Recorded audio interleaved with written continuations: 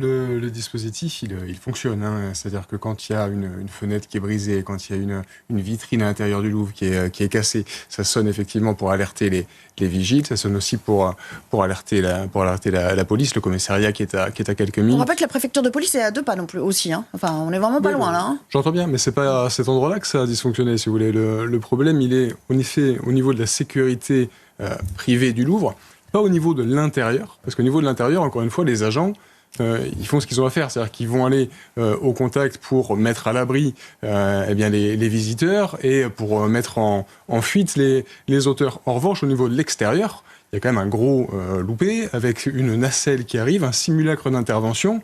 Les auteurs s'amusent à mettre des petits cônes de Lubeck, ils montent sur leur nacelle avec des gilets jaunes et personne n'avise.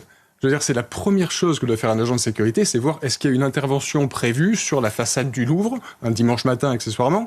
Donc, s'il y a un loupé, il est clairement là. Ça ne remet pas en cause le travail et les difficultés d'exercice de leur boulot des agents de sécu, qui ont été encore une fois menacés avec une disqueuse pendant qu'ils essayaient de mettre les gens à l'abri. Mais il y a effectivement une grosse carence sur la sécurité extérieure.